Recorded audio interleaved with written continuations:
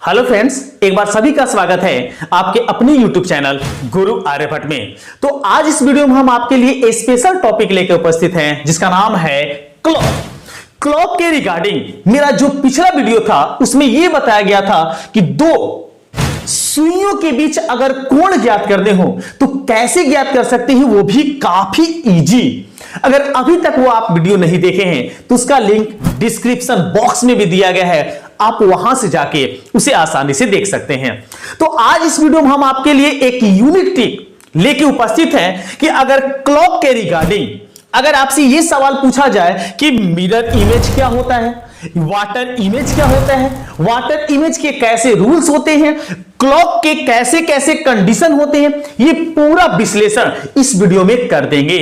तो आइए इस वीडियो को शुरू करते हैं। लेकिन उसके पहले यदि मेरे इस चैनल पर आप नए हैं तो प्लीज इस चैनल को सब्सक्राइब कर ले और बेल का आइकन अवश्य प्रेस कर दें। तो आइए देखते हैं कि अगर आपके सामने मिरर इमेज की बात की जाए तो उसका कॉन्सेप्ट क्या होता है और उसके रूल्स कैसे होते हैं।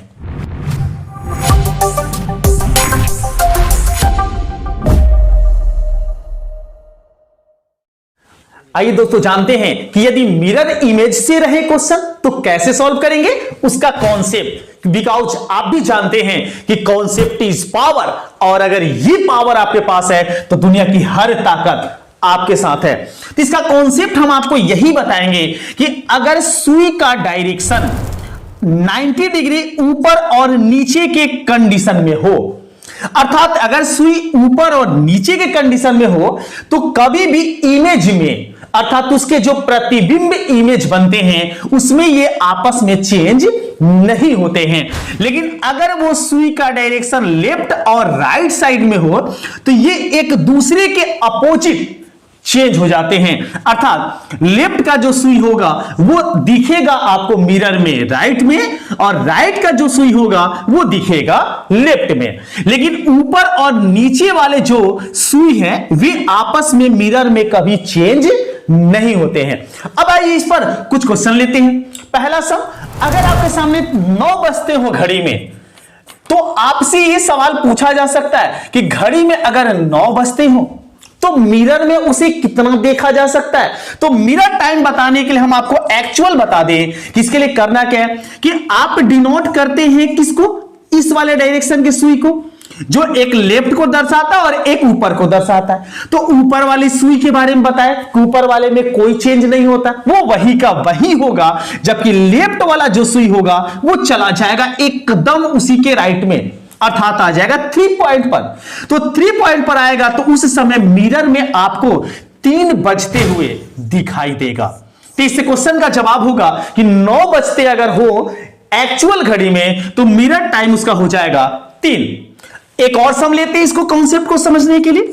अगर आपके सामने क्वेश्चन ऐसा आ जाए कि घड़ी में 5 बजते हो, अगर 5 बजते हो घड़ी में तो आपको पूछा जाए कि मिरर टाइम कितना होगा, तो देखिए 5 बजने का डायरेक्शन कैसे हम समझ सकते हैं, इस डायरेक्शन से ये जो छोटी सुई होगी ये वाला डायरेक्शन, ये अगर इस पोजीशन पर है और 12 पर होगा अगला बड़ा वाला सुई तो ये तो चेंज होगा नहीं, लेकिन ये जो सुई होगी ये चेंज हो जाएगा दम लेफ्ट में, राइट हो तो लेफ्ट में और लेफ्ट अगर होता है तो राइट में चल जाता है। तो यहां से अगर है तो ये बिल्कुल इसके इर्द गिर्द यहां आ जाएगा, अर्थात 5 पर है तो उसके जस्ट अपोजिट में 7 पर आ जाएगा, अर्थात उस समय मिरर टाइम जो होगा वो होगा 7। तो 5 बजते हैं घड़ी में तो मिरर टाइम कितना होता है 7। तो ये स्पष्ट याद रखेंगे कि ऊपर और नीचे के सुई चेंज नहीं होते हैं, लेफ्ट और राइट के सुई एक दूसरे में चेंज हो जाते हैं।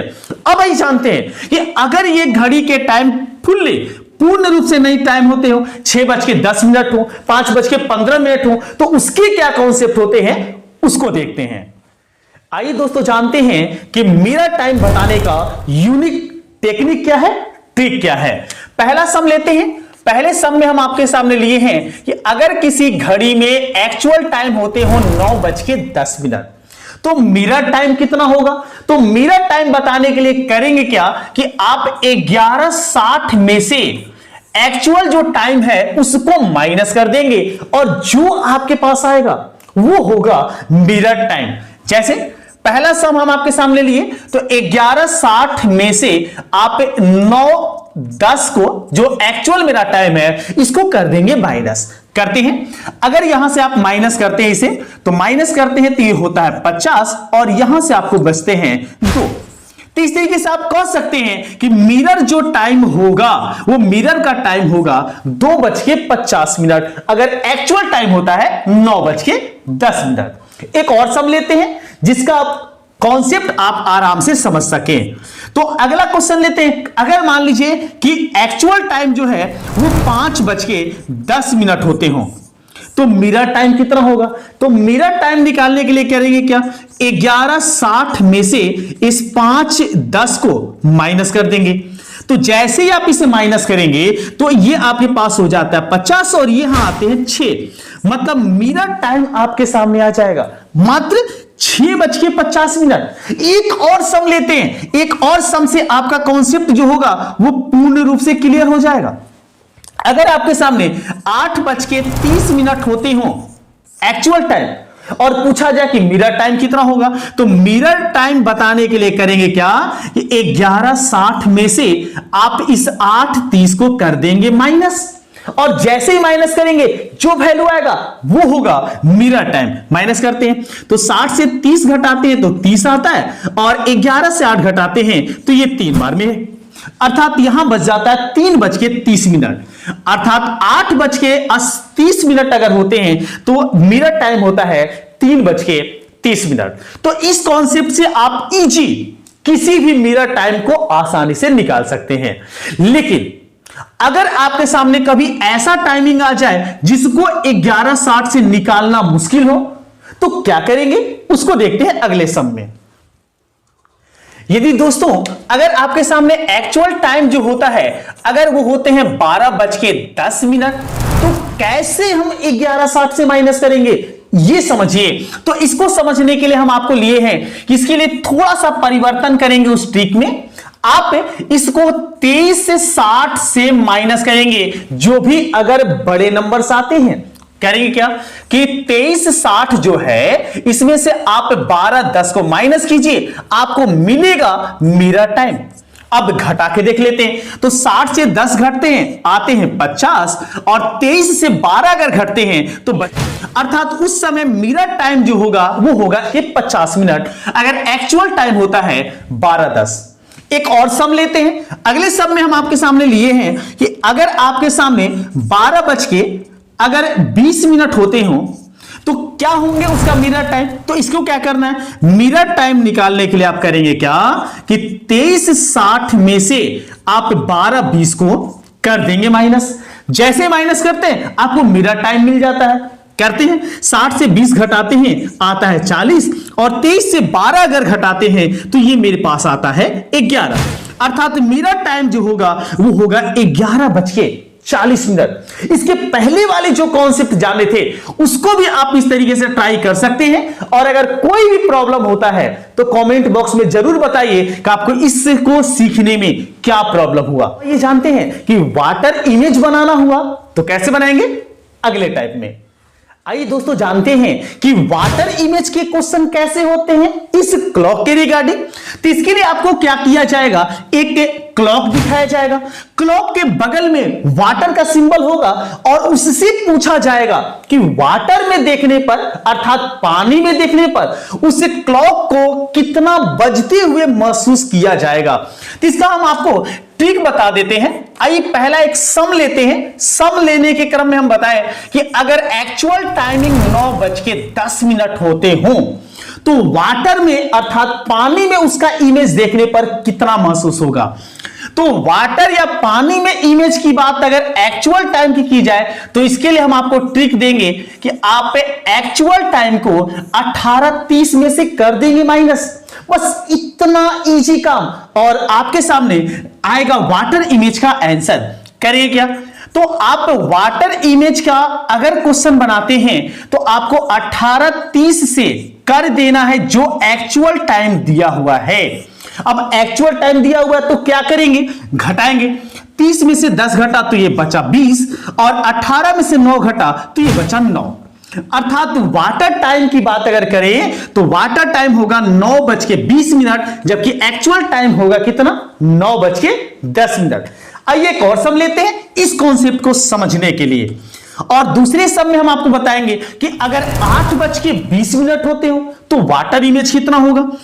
8:20 एक्चुअल टाइम अगर है तो इसका वाटर इमेज कितना होगा। तो इसका वाटर इमेज निकालने के लिए जो हम कॉन्सेप्ट लाए थे उसके लिए क्या करेंगे, आप 18:30 में से इस एक्चुअल टाइम को कर देंगे माइनस।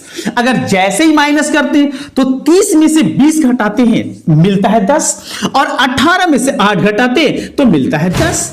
अर्थात एक्चुअल टाइम अगर हो 8:20 तो वाटर इमेज होगा 10:10।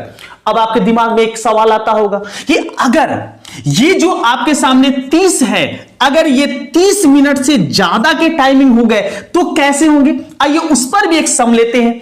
अगर एक्चुअल टाइम आपके पास है 10:50, तो एक्चुअल टाइम अगर 10:50 है तो 18:30 में से कैसे घटेगा, कैसे निकलेगा वाटर इमेज, उसका भी कॉन्सेप्ट है।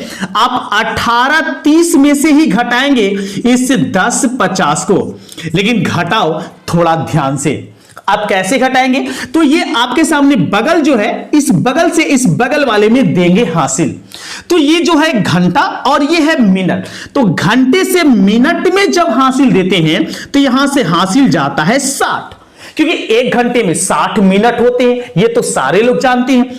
तो 60 अगर जाता है तो 60 और 30 हो जाते हैं यहां आपके 90, तो 90 में से 50 घटाते हैं तो बचता है 40, और ये आपका हो जाता है 17, तो 17 में से 10 घटाते हैं तो होता है 7। अर्थात एक्चुअल टाइम अगर हो 10:50 तो वाटर इमेज होगा 7:40। तो इस तरीके से आप वाटर इमेज को आसानी से और इजीली निकाल सकते हैं। तो इस वीडियो में इतना ही। अगले वीडियो में कुछ और नए टॉपिक के साथ हम पुनः आपके सामने उपस्थित होते हैं। अगर कोई भी प्रॉब्लम इस पूरे टॉपिक से हुआ हो तो कमेंट बॉक्स में जरूर बताएं आपको किस सेक्शन का प्रॉब्लम रहा, उसे दूर करने का हम भरपूर कोशिश करेंगे। तो मिलते हैं नेक्स्ट वीडियो में कुछ और नए टॉपिक के साथ। तब तक सभी को वंदे मातरम।